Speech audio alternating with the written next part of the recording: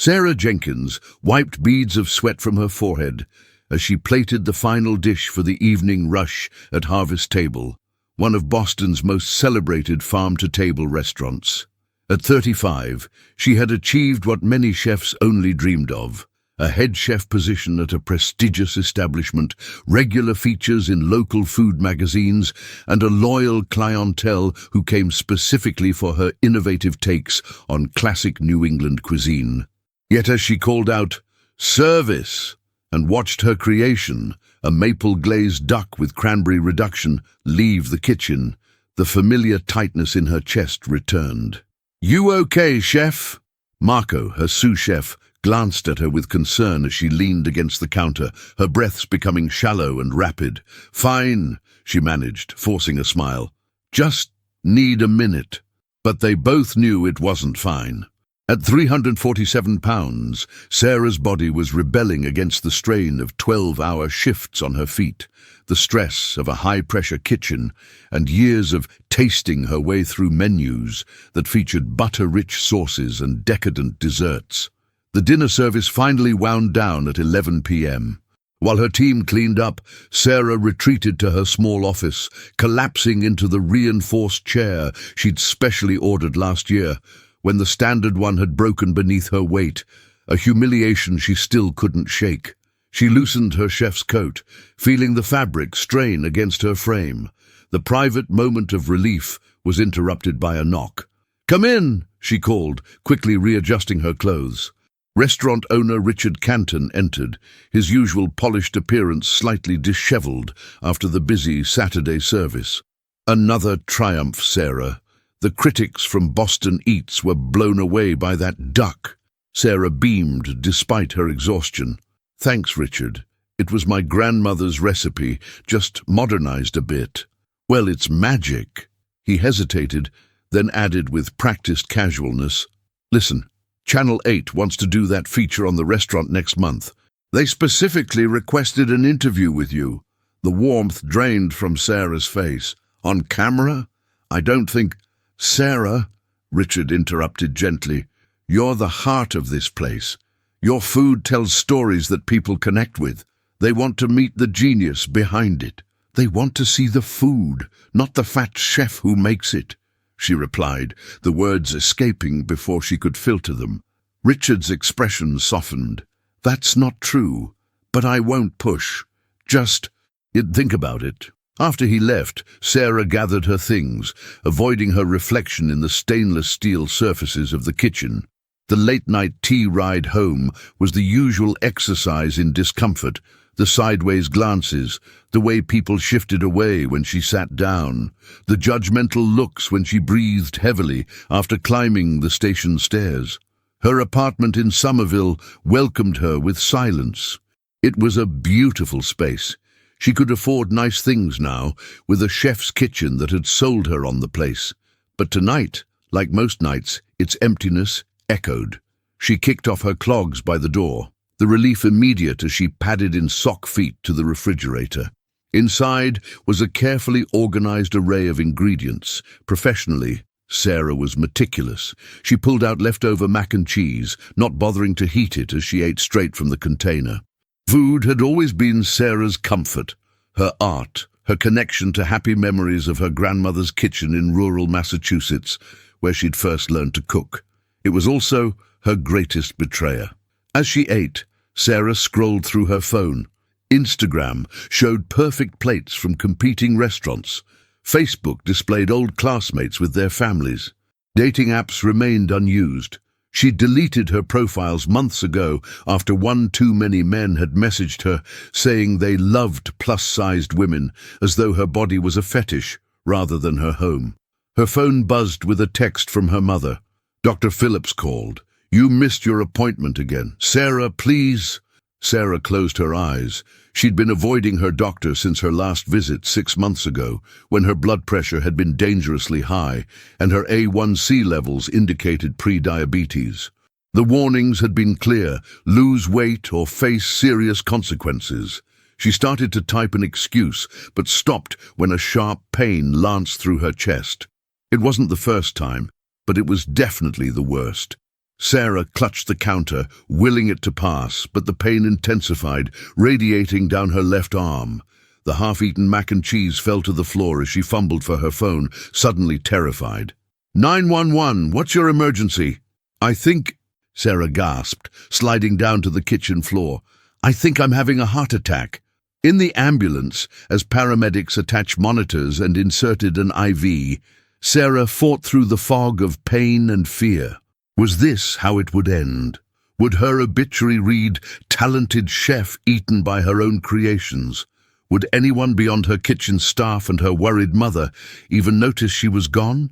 The lights of Massachusetts General Hospital's emergency entrance blurred above her as she was wheeled in, her body seeming to float disconnected from her mind. Through the chaos, one thought crystallized with terrible clarity. She wasn't ready to die, not like this, not without ever really living. If she survived the night, something would have to change. Stay with us, Miss Jenkins, a doctor's voice commanded as Sarah's vision began to darken. The last thing she saw before losing consciousness was the concerned face of a young female doctor, and she felt a sudden, desperate wish for a second chance. The rhythmic beeping of medical equipment greeted Sarah as she opened her eyes to the sterile white ceiling of a hospital room. For a moment, confusion reigned until the memory of searing chest pain flooded back. She was alive. The realization brought both relief and a curious emptiness. "Welcome back," said a voice to her left. The same female doctor from the ER stood checking her monitors. Her name badge read Dr. Emily Chen, Cardiology. "Did I?" Sarah's voice cracked. "Have a heart attack?" "Yes and no," Dr. Chen explained, pulling up a chair. "You experienced what we call a coronary artery spasm. Essentially, one of your heart arteries temporarily contracted, restricting blood flow. It mimics a heart attack and can be just as dangerous, but doesn't necessarily indicate permanent damage." Sarah absorbed this information slowly. "So I'm okay." Dr. Chen's expression turned serious. "You're stable." "But Sarah, this was a warning shot. Your body is telling you something important." She picked up Sarah's chart. "Your blood pressure is dangerously high. Your cholesterol levels are concerning. You're showing signs of sleep apnea. Your liver function tests suggest early fatty liver disease." She paused. "At 35, these are not conditions you should be dealing with." The words struck like physical blows. Sarah had become expert at avoiding mirrors, ignoring stares that left her winded, dismissing the aches in her knees. But lying in a hospital bed with tubes and monitors attached, there was nowhere to hide. "I know," she whispered, tears threatening. "I know I'm killing myself, but food it's everything to me. It's my career, my passion, my comfort." "And it can still be those things," Dr. Chen replied, her tone softening. "But right now, your relationship with food is unhealthy, professionally and personally. The good news is that relationship can change." Over the next 3 days in the hospital, Sarah underwent a battery of tests. Each one confirmed what she already knew. Her body was breaking down under the strain of extreme obesity. On her final day, Dr. Chen arrived with discharge papers and something else, a business card. "This is Marcus Reed. He runs a comprehensive weight management program here at Mass General. It's not just about diets, it's therapy, nutrition education, physical therapy, medical monitoring. It's about healing your relationship with food." Sarah stared at the card. "I've tried diets before. Nothing sticks." "This isn't a diet. It's learning a new way to live," Dr. Chen countered. "Sarah, you almost died. As your doctor, I'm telling you this is necessary. But more than that," her voice gentled, "as someone who's seen too many people run out of second chances, I'm asking you to try." That afternoon, Sarah's mother, Ellen, drove her home from the hospital. The silence between them was heavy with unspoken worry. Ellen Jenkins was a retired school librarian, petite and naturally slim. She'd never understood her daughter's struggles with weight, but she'd watched with increasing alarm as Sarah grew larger each year.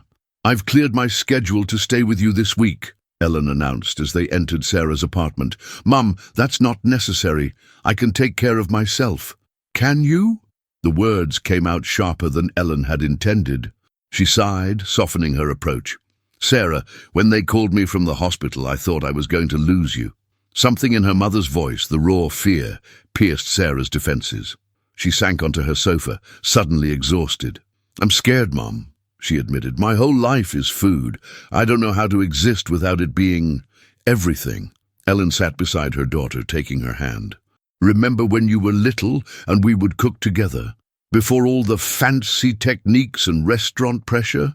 You loved the process, the colors, the smells, the transformation of ingredients.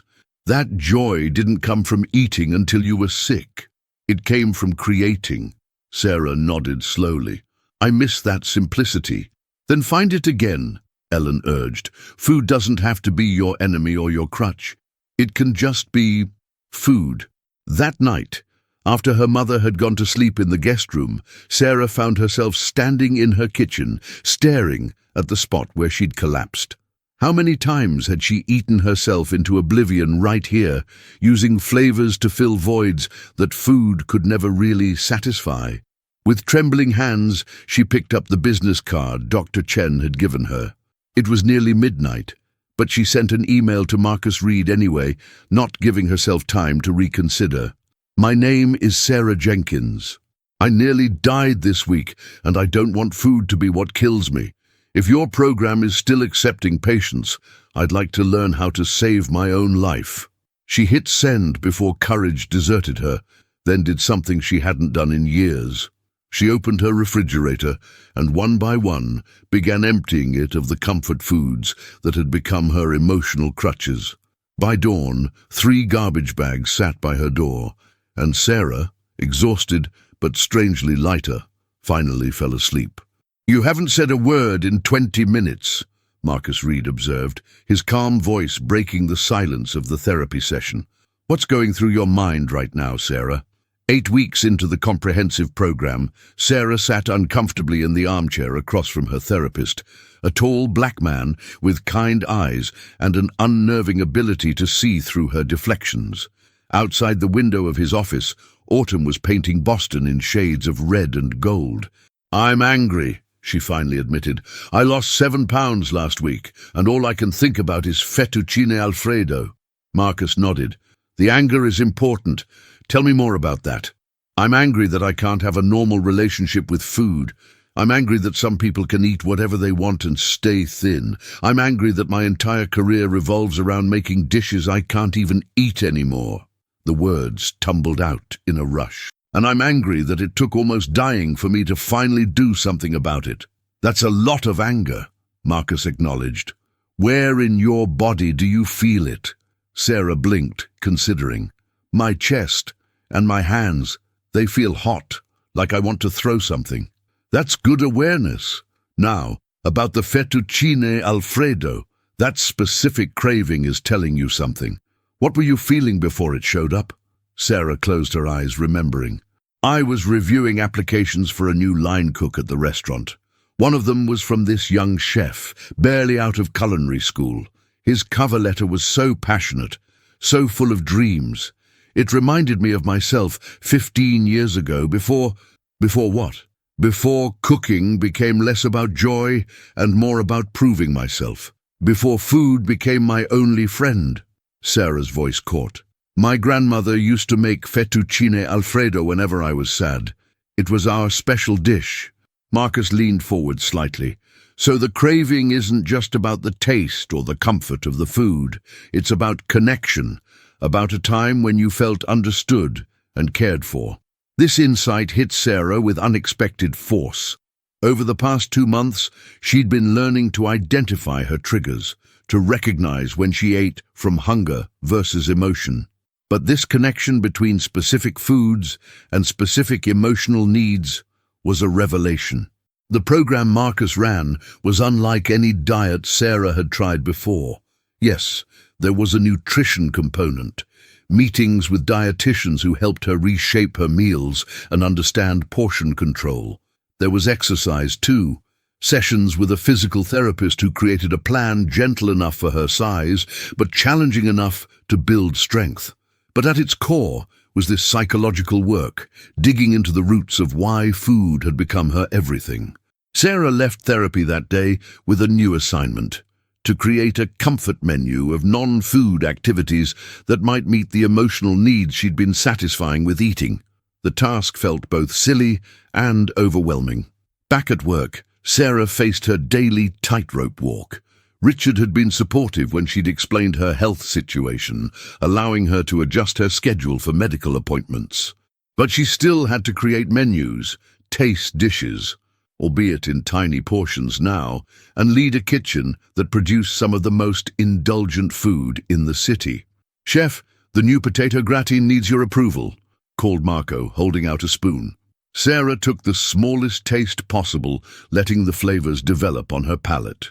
"More nutmeg, less cream, and finish with chives, not parsley." Marco nodded, returning to his station. Sarah felt the familiar pang of longing. Before, she would have eaten 3 or 4 taste tests of a dish like this. Now, she had to trust her palate without the satisfaction of fullness.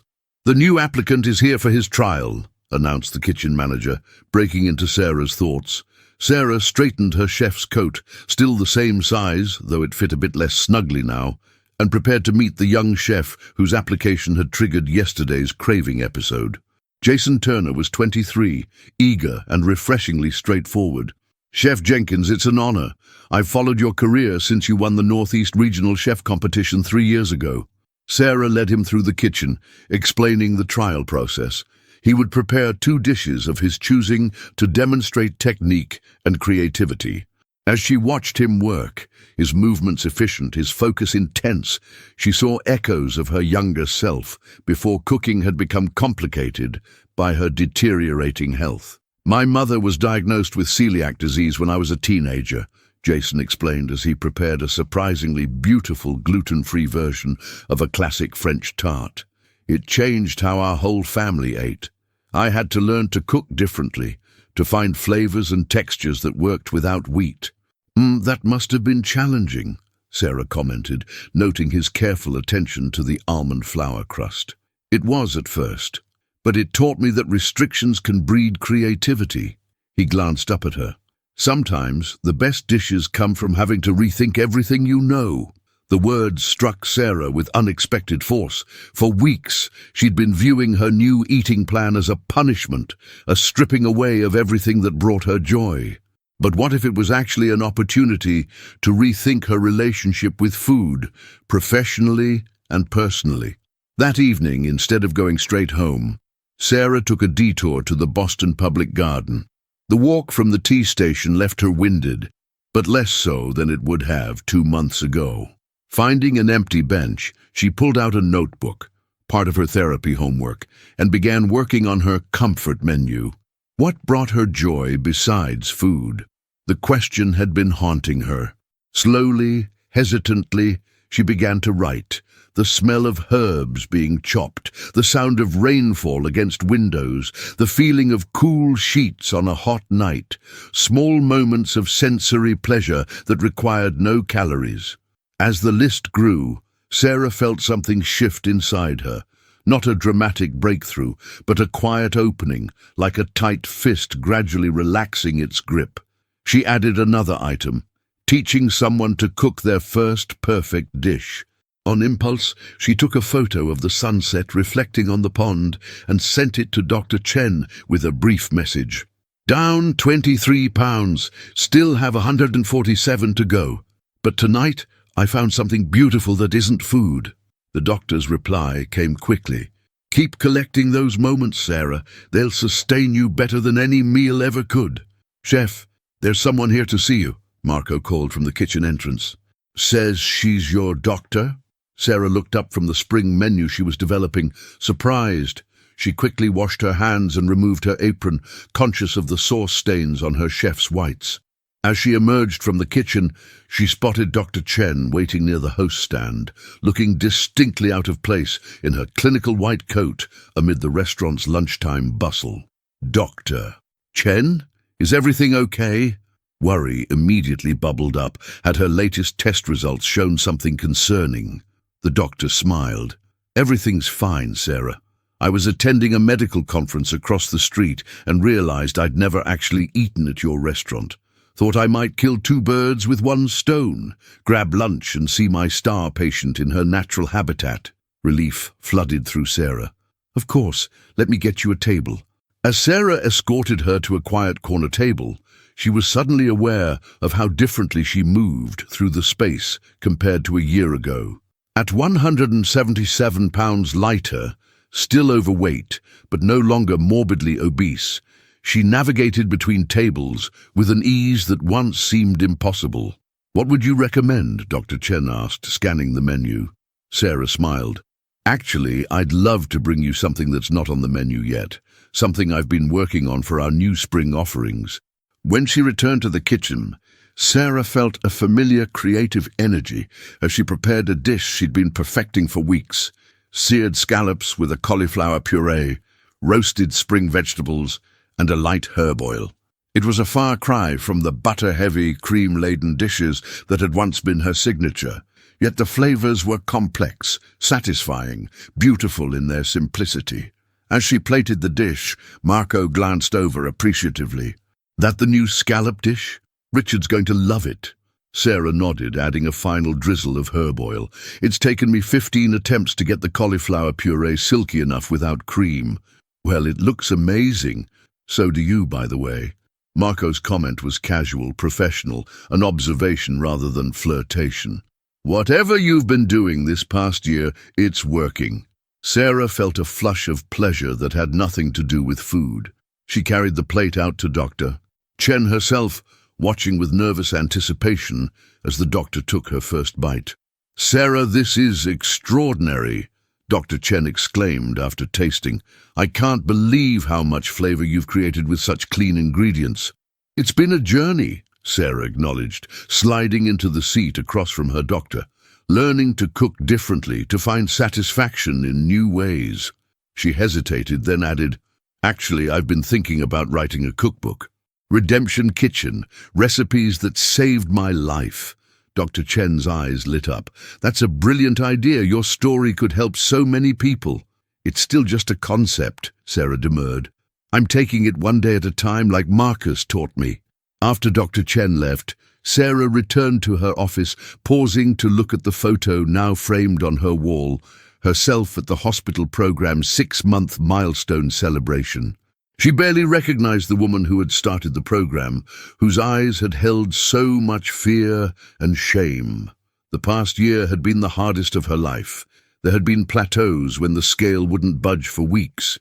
There had been tears in Marcus's office as she confronted childhood wounds that food had bandaged for decades. There had been moments of weakness, of backsliding. But there had also been victories. Climbing the stairs to her apartment without stopping to rest, shopping in regular stores instead of plus-size sections, sleeping through the night without sleep apnea interrupting her breathing. Her phone chimed with a text from Jason, now her sous chef. Menu meeting still at 4? Yes, she replied, and bring your ideas for that vegetable-tasting menu we discussed. Sarah smiled as she set down her phone. Taking Jason under her wing had been unexpected therapy. Teaching him had reconnected her with the pure joy of cooking, separate from eating. His fresh perspective and personal experience with dietary restrictions had pushed her creativity in new directions. Together, they were transforming Harvest Table's menu, not abandoning the restaurant's farm-to-table ethos, but evolving it to embrace flavors that nourished rather than merely indulged. Her office phone rang, the hostess informing her that a food writer from Boston Magazine had arrived for their scheduled interview. Sarah took a deep breath, straightened her chef's coat, and checked her reflection in the small mirror she now kept in her desk drawer.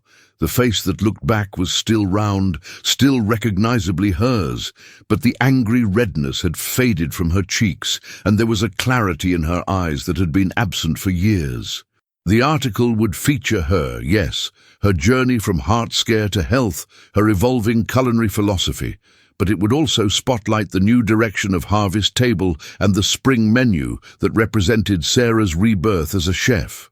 Richard had been initially skeptical about lightening the restaurant's offerings, but the positive response from regular customers had won him over. As Sarah walked out to meet the journalist, she passed the wall of photos near the restaurant entrance, accolades and memorable moments from Harvest Table's history. Among them now hung a framed copy of her hospital discharge papers from that terrifying night a year ago, alongside a recent health report showing normal blood pressure, normal blood sugar, improved liver function. Richard had insisted on adding it to the wall, calling it the most important review the restaurant had ever received. The food writer stood as Sarah approached, hand extended. "Chef Jenkins, thank you for making time. I've been following your restaurant's evolution this year with great interest." "The pleasure is mine," Sarah replied, her confidence genuine. "Would you like to talk here, or would you prefer a tour of the kitchen first?" "Actually," the writer said, "I heard you've started hosting cooking classes on weekends. Healthy techniques for home cooks? I'd love to see one of those in action for the piece." Sarah smiled. The classes had been Marcus's suggestion, a way to share her new knowledge while building a supportive community. They had quickly become the highlight of her week. "Our next class is Saturday morning. The theme is Comfort Food Reimagined, all the satisfaction without the food coma after." She laughed, a sound that came easily now. "You're welcome to join us." As they settled at a corner table for the interview, Sarah gazed around the restaurant, at the staff moving with purpose, at guests enjoying their meals, at the late afternoon sunlight streaming through the windows. She remembered standing in this same spot a year ago, clutching her chest, wondering if she'd ever breathe easily again. Life wasn't perfect. She still had weight to lose, still had moments when old habits called to her. Dating remained a complicated territory she was only beginning to navigate again. But for the first time in decades, Sarah was hungry for life rather than food, eager to discover what flavors the future might hold. When the writer asked her final question, "What would you tell someone who's where you were a year ago?" Sarah didn't hesitate. "I'd tell them that your body keeps the score, but it also keeps the possibility of healing. I'd tell them that changing your relationship with food isn't about giving up pleasure. It's about finding new pleasures that don't cost you your life. And I'd tell them," she added with a smile that reached her eyes, "that the most delicious thing I've ever tasted is simply being able to breathe,